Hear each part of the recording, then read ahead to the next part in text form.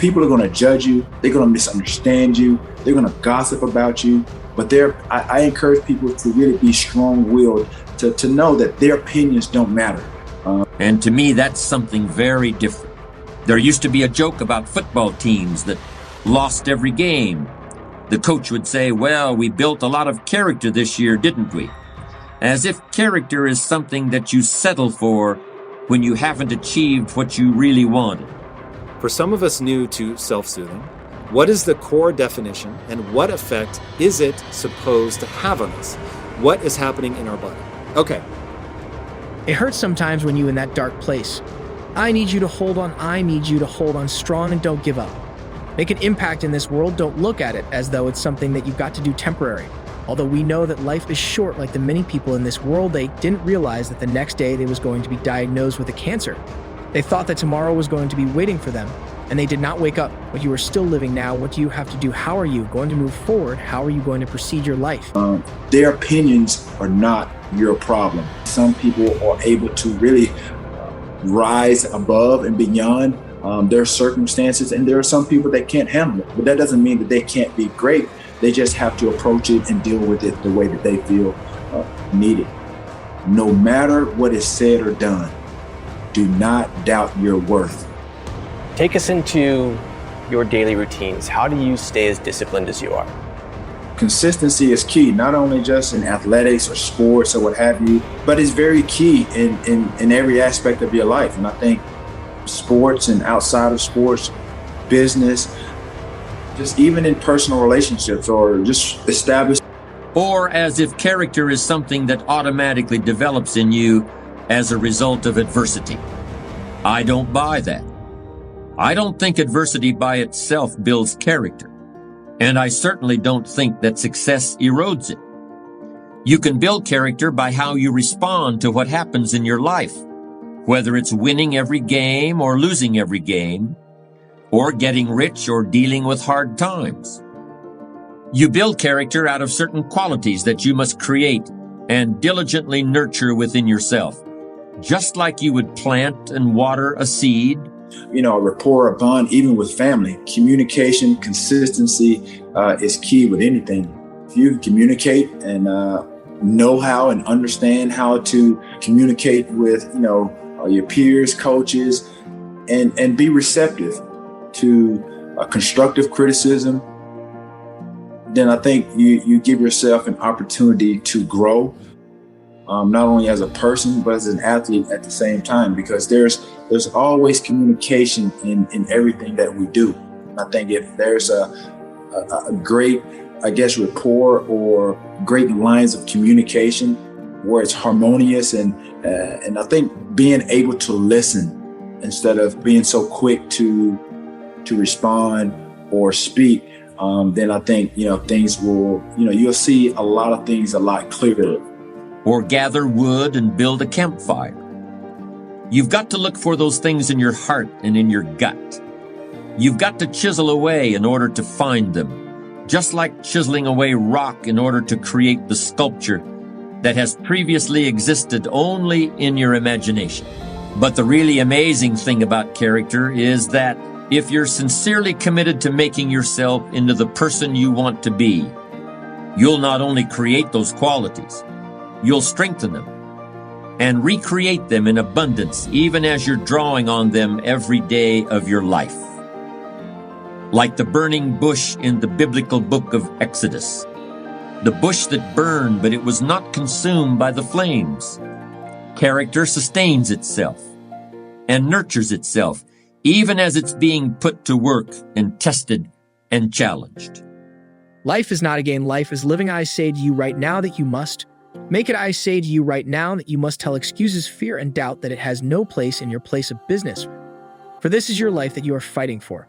This is your life that you are living for. Don't let anyone take away who you are and how true you are and what you matter in this world to so many other people. I need you to believe in every possibility that you have and understand that it is not over for you. And maybe you may be in a position where you feel that you are broken, or you feeling that you're going to be broken, but I'm here to let you know, ladies and gentlemen, that you are built to last. I'm here to let you know that you don't have the right to complain anymore. I'm here to let you know that you got to keep on living and living on strong. You had to experience some things that you did not understand. You had to experience some greatness. The actual neurochemistry of what's happening in your body, I don't know well enough to put it back, to reiterate it, but I will say this. For sure, you have an element of serotonin in terms of how you feel about yourself. So you want to be re-anchoring yourself around a very anti-fragile idea. Shout out to Nassim Taleb.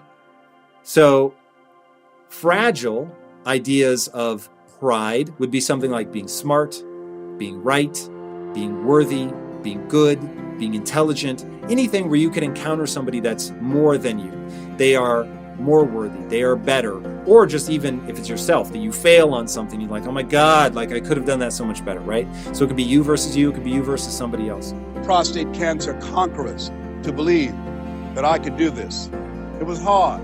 Never forget, my son said, Daddy, are you going to die? Why are you asking me that? You're not going out much. You're not the bubbly personality that I know you to be. You're not talking much. You're spending a lot of time in the room by yourself, Dad. Are you going to surrender? Are you giving up? Are you going to let that doctor's opinion become your reality? Will my daddy see me graduate? Yes, son, yes.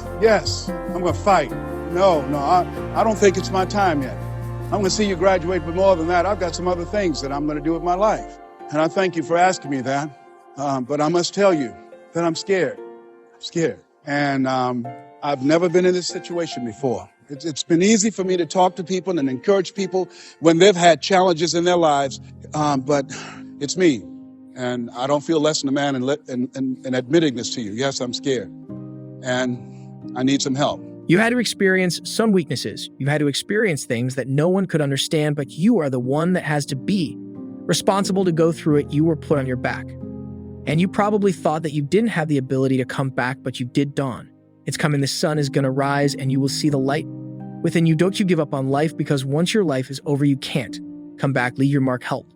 Someone lift someone up when they down. Be the strength for others when they're weak, and maybe when you're at the weakest point in your life. But when you value yourself for being right, for instance, the number of times you're going to be wrong is way too frequent to be a sustainable way to draw your self-esteem. But you must have self-esteem from something. So if you use something that's anti-fragile, and you say, okay, I'm taking an anti-fragile approach to this, so I see myself as the learner. So the very thing that I value myself for is my willingness to face my inadequacies and get better. The very thing that makes me feel good about myself is not being right. It's not avoiding mistakes. It is not being perfect. It is in the face of the fact that I will make mistakes and that I am not perfect, that I keep going. I learn, I grow, I try again. I don't allow other people to stop me. I don't allow myself to stop me. I don't allow my failures to define me, okay? Now we've got this anti-fragile framework. Now, as we think of ourselves like that, we're getting that serotonin boost, okay? We're feeling better about ourselves. We have a better vision of what the future can be. The future can be better. See, life is hard, and there are some moments in life when you're going to need some help. You're going to need somebody to speak to you. You're going to need somebody to say something to you. I have a friend of mine, Willie Jolly, who's a motivational speaker. He said, a setback is a setup for a comeback. I had to listen to Willie's tapes. I have another friend, Kevin Brace, who's a speaker. He said, Les, come on, man, you can do this. You can make this happen. You can hit a home run. It's a done deal. You are Les Brown. That cancer's got to get out of your body. I said, talk to me, Kevin, talk to me. That's what I need to hear. I needed to hear those words. I don't care who you are. Many people won't allow themselves to ask for help because of pride. Pride cometh before a fall. Because of ego. Ego means edging God out. No, ask for help.